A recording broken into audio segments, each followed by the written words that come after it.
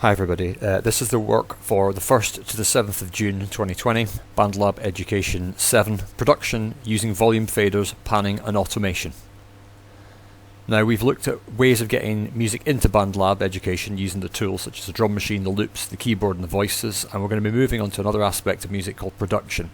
Production is when you've got your music in the box, as it were, and what you're going to do is you're going to do different things to make it sound better when you listen back to it eventually.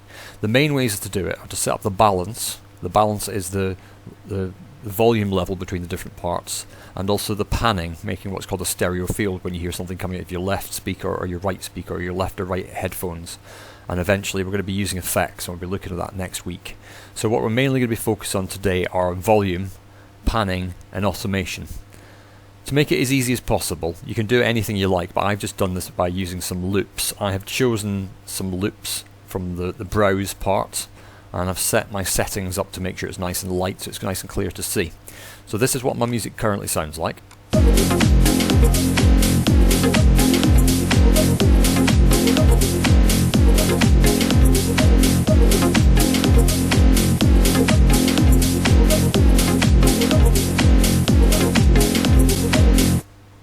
Okay, so it's pretty straightforward. You can do this project to anything, so don't feel you have to follow my pattern. Now the first thing I want you to have a look at this part here. When you hover the mouse here, you'll see it says volume. If you click on this, you can make the volume level of this particular track go up and down. It's going to solo this track. So if I go back to the beginning, it'd be easier.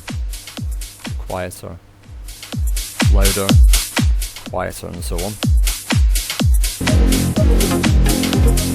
And the other control you've got is the pan control. So I'll do this I'll just have these two tracks playing. I'll solo these two tracks. So what I'll do this time, go back to the beginning. I'm going to play around with this one. Go back to the beginning. There we go.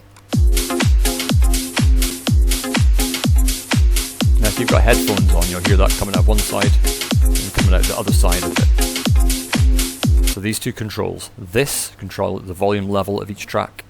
This here controls whether you hear it coming out the left hand side or the right hand side.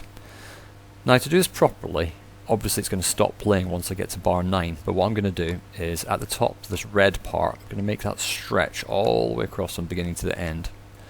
I'm then going to press this button here, and what I'll then do is it'll loop, so it'll never stop. It'll just keep playing in a loop round and round and round. So what you might want to do is set the volume level for the tracks to make sure they don't overwhelm each other. So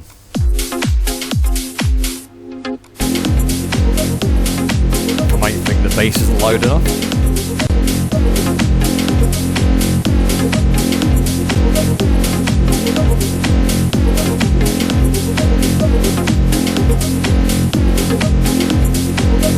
Now, what I want you to do is I want you to do a thing called automation.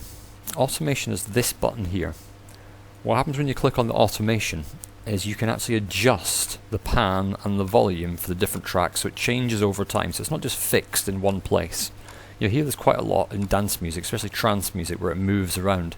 So imagine I wanted my drum house beats to get louder. If I click my left mouse button at the beginning, I'll get a pointer, I'll drag it down.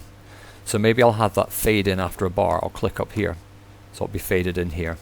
Maybe I'll keep it at that level, and at this point here, maybe it'll just drop down in the middle and come back up again, and then fade out towards the end. So that track there will follow this line as the track goes on. With this aftershock melody here, again, is on volume at the moment. I'm going to change it to pan. What I'm going to do, I'm going to make it start on one side, one of your speakers. I'm going to make it go to the other side. I'm going to do a zigzag thing over time. So it'll sweep from one side to the other. Now if you mess up and if you want to get rid of any of these at any point, like I just did something weird there, you can just reset it. And if you reset it on the track, I'll show you in the next one just as I go down to it. If you've done something and it's a mistake, you just press right and reset automation. It'll clear the volume, the one for that track. On this one here, let's just have this bass line actually fading in all the time from beginning to end. So the bass will just come in slowly over the whole track.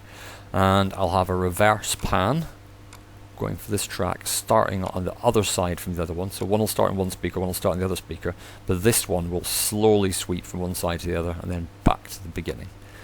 So let's have a listen to this. As I'm playing it, I'll take out of automation, so you'll just see the sliders adjusting. So if you watch, you can see the panning moving. This one's slowly moving from left to right, and over time, the bass coming in.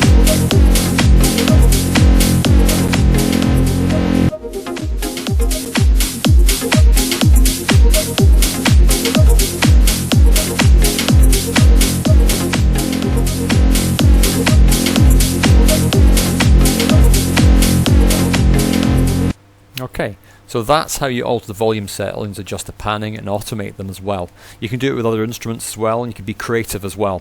If you listen through other music, you'll be able to spot times they've done them. Save your work when you're done. Next week we'll start looking at the effects, which is a slightly more complicated aspect of production. Again, we'll be able to automate that, so make sure you're familiar with this automation process. Okay guys, thanks very much. I'll talk to you all soon. Bye now.